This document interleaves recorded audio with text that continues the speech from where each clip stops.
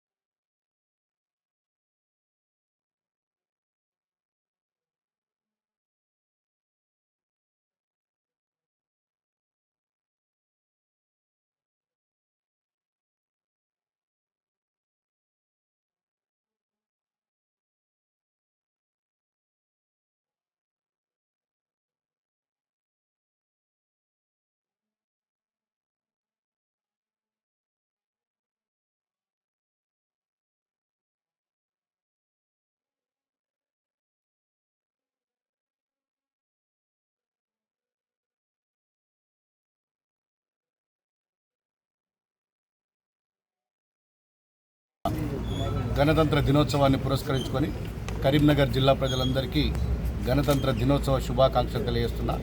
1950 సంవత్సరం జనవరి 26వ తారీఖు నాడు భారతదేశ రాజ్యాంగం అమల్లోకి వచ్చి సర్వసత్తాక ప్రజాస్వామ్య గణతంత్ర దినోత్సవంగా అవతరించి నేటికి 76 సంవత్సరాలు పూర్తి చేసుకుని 77వ సంవత్సరంగా అడుగుపెడుతున్న సందర్భంగా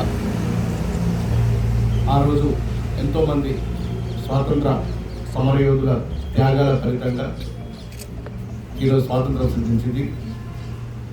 1950 జనవరి 24 బాబు రాజేంద్ర ప్రసాద్ గారి అధ్యక్షతన డాక్టర్ బిఆర్ అంబేద్కర్ రచనా కమిటీ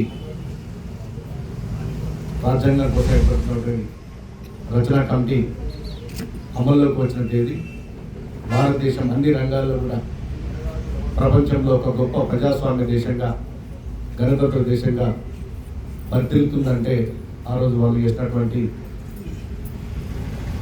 కార్యక్రమాల వల్లనే.